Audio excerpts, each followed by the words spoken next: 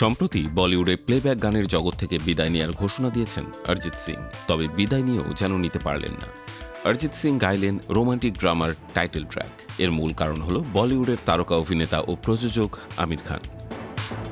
আমির খান প্রযোজনা করেছেন একদিন নামের একটি সিনেমাতে। ছবিতে অভিনয় করছেন তারই সন্তান জুনায়েদ খান ও দক্ষিণী অভিনেত্রী সাই পল্লবী। সিনেমাটি মুক্তির আগেই ছবির গান মুক্তি দেয়া হয়েছে, আর তাতেই সিনেমাটি দেখার প্রতি প্রত্যাশা আরও বেড়ে গেছে দর্শকদের, কারণ গানটি গেয়েছেন অরিজিৎ সিং। সম্প্রতি পশ্চিমবঙ্গ সফর করেছেন আমির খান। তিনি মুর্শিদাবাদের জিয়াগঞ্জেও গিয়েছিলেন, যেটা অরিজিৎ সিং এর জন্মভূমি।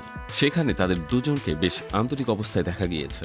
গতকাল সোমবার প্রকাশিত এক ভিডিওতে দেখা যায় দুজনের সাক্ষাৎ হয়েছে, আর তা যেন ভরে উঠেছে শ্রদ্ধাবোধ আর সৃজনশীলতায়। দেখা গেছে গানের সুর, কথার আবহ, গানের সবকিছু নিয়ে আলোচনা করছেন। সেখানে কথার এক পর্যায়ে আমির খান অরিজিৎকে বলে ওঠেন, তুমি না থাকলে বলিউড আগের মতো থাকবে না।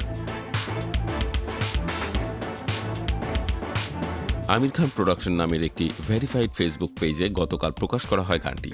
গানটি মূলত এক আবেগঘন প্রেমের গল্প। ছবির টাইটেল গানটি সেই মর্মকথা তুলে ধরবে বলে জানিয়েছেন নির্মাতারা। অরিজিৎ সিং এর কণ্ঠে প্রেম ও বেদনার মিশ্রণে শ্রোতাদের হৃদয়ে বরাবরের মতো দাগ কাটে। আমির খানের প্রযোজনায় প্রকাশিত নতুন গানটিও ছিল আবেগ ও ভালোবাসার সুনিপুণ প্রকাশ। অরিজিৎ সিং এর আগেও বহু বিখ্যাত বলিউড গানে কণ্ঠ দিয়েছেন। অন্যদিকে আমির খানও তার ছবির সঙ্গীত নিয়ে সবসময় যত্নশীল।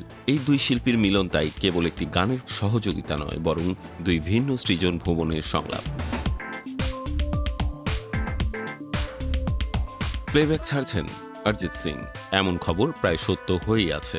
আমিরের জিয়াগঞ্জ সফরের পর অনেকেই ভেবেছিলেন আমির হয়তো তাকে সিদ্ধান্ত বদলাতে অনুরোধ করবেন, কিন্তু বিষয়টি ছিল সম্পূর্ণ ভিন্ন ও সৃজনশীল।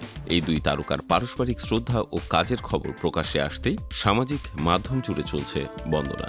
অনেকেই বলছেন একদিন এর শিরোনাম গান হতে পারে বছরের সেরা প্রেমের গান। তবে অরিজিৎ বলিউডে আর প্লেব্যাক গাইবেন না বলে নিশ্চিত করেছেন আমির। তিনি জানান, বলিউডে না গাইলেও একদিন সিনেমার সবগুলো গানই অরিজিৎ সিং গেয়েছেন।